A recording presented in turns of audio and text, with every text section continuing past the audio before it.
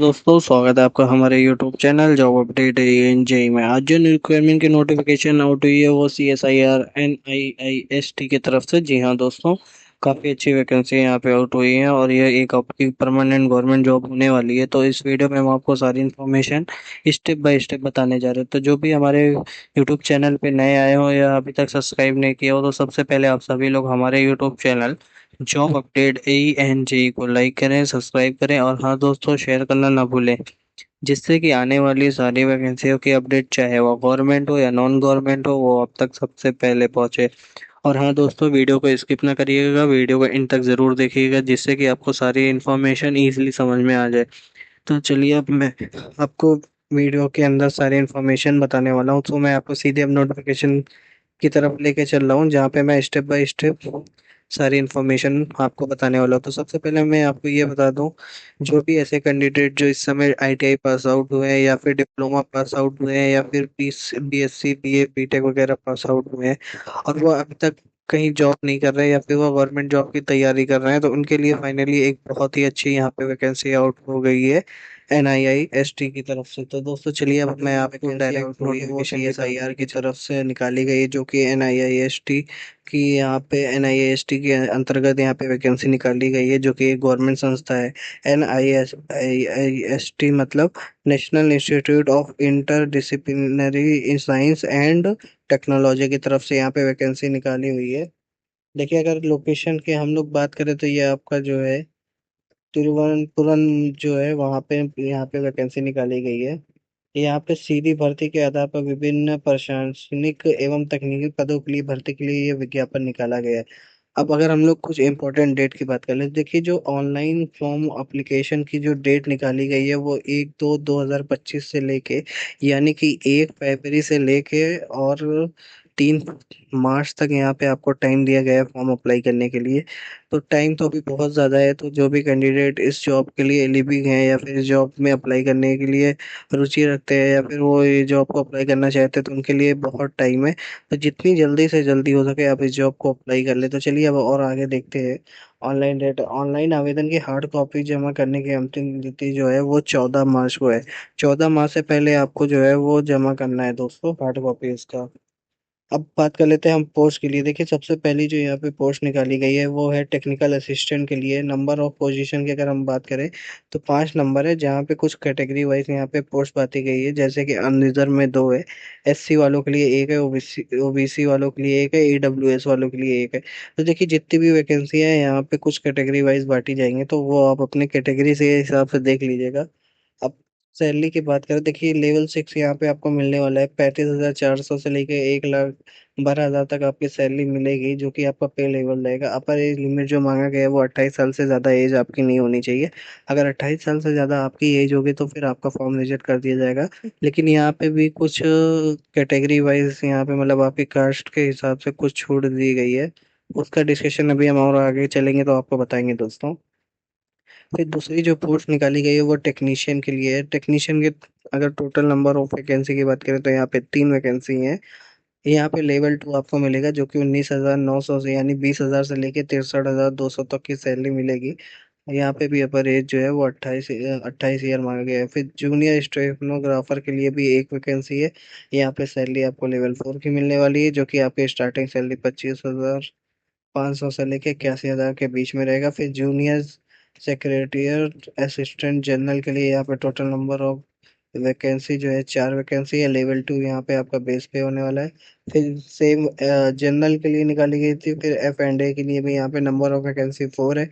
Salary यहाँ पे भी आपको सेम मिलने वाली है, 19,900 से लेकर 63,200 तक की सैलरी मिलने वाली है दोस्तों।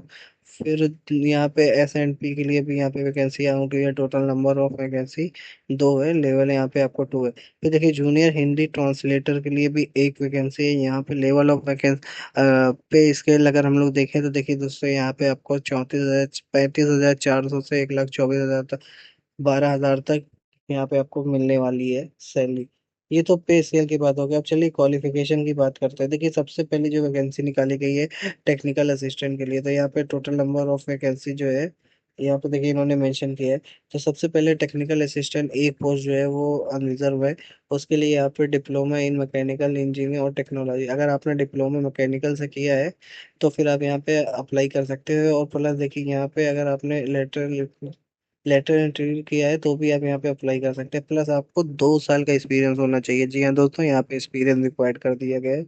सेम ऐसे ही टेक्निकल असिस्टेंट के लिए भी एक पोस्ट जो है उसमें भी सेम है। उसके बाद टेक्निकल असिस्टेंट एक पोस्ट जो एससी वालों के लिए, उसमें इन्होंने बीएससी मांगा है केमिस्ट्री से। अगर आपके पास बीएससी है तो आप इसमें अप्लाई कर सकते हैं। फिर एक अनरिजर्व जो है टेक्निकल असिस्टेंट, यहाँ पे देखिए कैटेगरी वाइज दोस्तों यहाँ पे सारी ये पोस्ट को इन्होंने सेपरेट कर दिया है। फिर देखिए बीएससी अगर आपने कंप्यूटर साइंस से किया है, या फिर BSc computer science information technology से किया है, या फिर डिप्लोमा किया है प्लस 2 साल का एक्सपीरियंस है, तो आप इसमें सीधे अप्लाई कर सकते हैं और आपका इजी जॉब ज्वाइनिंग हो जाएगी। फिर टेक्निकल असिस्टेंट के लिए देखिए जो चौथी पोस्ट है, यहाँ पे मतलब पोस्ट वाइज इन्होंने इसको डिवाइड कर दिया है। तो ऐसे ही देखिए टेक्नीशियन में अगर आपने आईटीआई किया है तो आप यहाँ पे सीधे अप्लाई कर सकते हैं। आपके पास एक्सपीरियंस नहीं है तो भी आप यहाँ पे अप्लाई कर सकते हैं। यहाँ पे फ्रेशर भी अप्लाई किया, देखिए यहाँ पे दिया है हाई स्कूल होना चाहिए प्लस 55% मार्कशीट होना चाहिए आईटीआई सर्टिफिकेट के पास। और अगर आपके ने 2 साल का किया है तो भी यहाँ पे सीधे अप्लाई कर सकते हैं। प्लस अगर आपने सिर्फ हाई स्कूल किया है और आपके पास 3 साल का एक्सपीरियंस है तो आप यहाँ पे अप्लाई कर सकते हैं। तो काफ़ी अच्छी वैकेंसी यहाँ पे आउट हुई है दोस्तों। देखिए यहाँ पे ये सब टेक्नीशियन की जो है फ्रेशर की निकाली गई है। और जूनियर स्टेफनोग्राफर में आपका 10+2 मांगा गया है। प्लस आपके पास जो है stenography as per the principal norms fixed by DOPT from time to, आपका एक टेस्ट होगा उसके टाइम के अंतर्गत आपको वो टाइपिंग करनी रहेगी। अगर आपने कर लिया तो आप उसमें सेलेक्ट हो जाएंगे।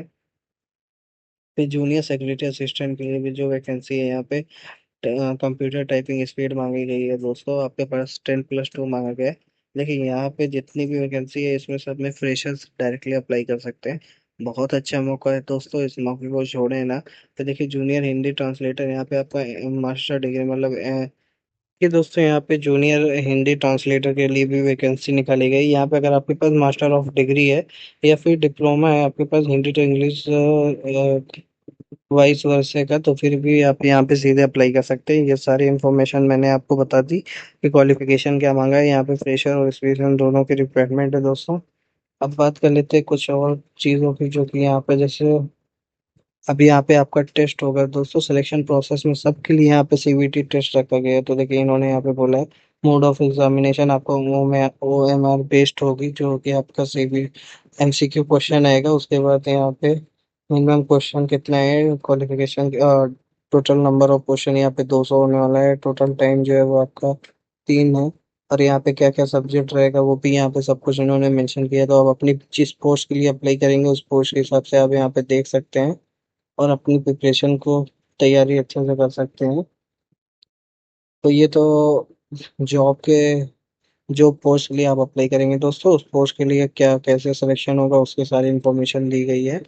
अब चलिए मैं आपको कुछ और अगर कंडीशन के बारे में बताता हूँ।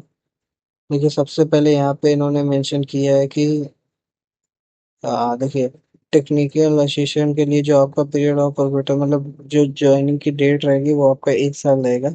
और जो junior Hindi translator, junior secretary assistant general F and B and junior stenographer के लिए जो भी यहाँ वैकेंसी है उनके यहाँ पे 2 साल का रहेगा। तो देखिए दोस्तों 1 और 2 साल के लिए यहाँ पे आपका पीरियड पे जॉब के लिए रखा जाएगा। बट आपका ये ट्रेनिंग पीरियड रहेगा। आफ्टर ट्रेनिंग पीरियड कंप्लीट करते ही आपको डायरेक्ट परमानेंट का सीधे कर दिया जाएगा दोस्तों। अपॉर्चुनिटी बहुत ही अच्छी है दोस्तों, इसको मिस बिल्कुल ना करें। और चलिए मैं आपको आगे दिखाता हूँ। एज का तो मैंने आपको पहले ही बताया कि यहाँ पे कैटेगरी वाइज को छूट दी जाएगी, तो आप अपने कैटेगरी के हिसाब से देख लीजिएगा दोस्तों कि आपको कितनी छूट दी जा रही है।